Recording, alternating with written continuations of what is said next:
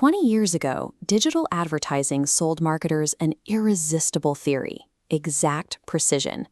The promise was that technology could track individual behavior, serving the exact right ad to the exact right person at the exact moment they were ready to buy. That vision created a massive shift in global spending.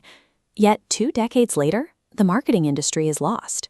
Instead of soaring profits, many of the world's largest advertisers are seeing long-term brand growth stall. This chart shows the disconnect for legacy giants like Procter & Gamble. They pour more than half of their massive marketing budget into digital channels, tracing an exponential curve of spending. But over 15 years, their actual revenue growth averaged just 0.6%. Nestle shows the same pattern: billions in digital spend with virtually no expansion. This creates a paradox in the boardroom. Internal digital dashboards report massive return on ad spend for individual campaigns, but the overall business is stalled. When the data says the company is winning, but the bank account says the company is losing, the reporting dashboard has become an illusion. This disconnect started with the relentless pursuit of endless reach at the lowest possible price. Marketers fell into the CPM trap. 10 years ago, they might buy one ad on a reputable publisher site for $30. Today, they buy 10 ads for $3 each. They spend the same $30 for 10 times the volume, believing they secured a discount. But human attention is finite.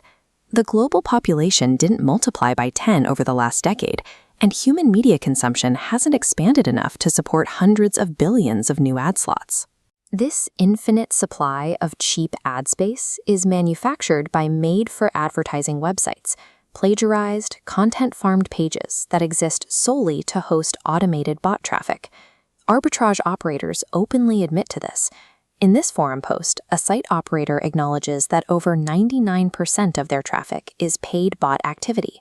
Yet, because the verification system is easily gamed, their fake traffic still scores perfectly clean with major fraud detection firms.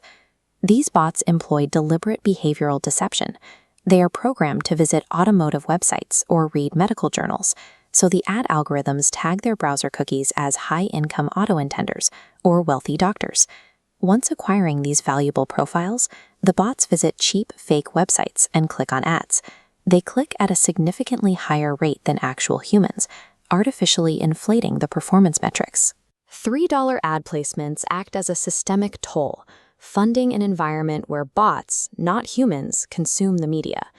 If bots are the ones clicking on these cheap ads, we have to account for why the internal company dashboards still show verified human sales. This timeline shows the mechanics of attribution fraud. An ad platform serves a tiny, invisible ad to a user on day 1. If that same user organically decides to make a purchase on day 80, the platform's 90-day attribution window allows it to reach back in time and claim 100% of the credit for that sale.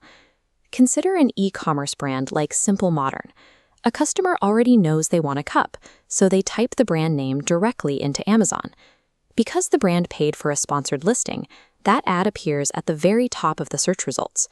The customer clicks the ad instead of the organic link beneath it. The platform takes credit for a sale the customer would have made regardless. The same exploit happens in physical retail. Ad vendors drop invisible tracking pixels onto mobile devices. When a person walks into their local Dunkin' Donuts out of a daily habit, the digital ad system detects the location and claims it drove that visit. The proof of this exploit lies in turn-off experiments. When brands pause these targeted campaigns, their overall business sales do not drop. The customers keep buying. Ad platforms have optimized a rigged scoreboard that intercepts credit for sales that would have happened regardless of the ad spend. This exposes a flaw in modern digital strategy. Brands pour the vast majority of their budgets into hyper-targeting the 1% of consumers who already know they exist. Relying entirely on retargeting is a trap. It functions as a tax paid to tech platforms just to access a brand's own organic audience. Sustainable growth relies on a balance between 2 marketing functions: pitching and catching. Digital performance ads are the catcher. They sit at the bottom of the funnel, harvesting existing demand and catching the sales that are already falling into the glove. But the system needs a pitcher to throw the ball. That requires broad reach, greenfield advertising, like television or lightly targeted video.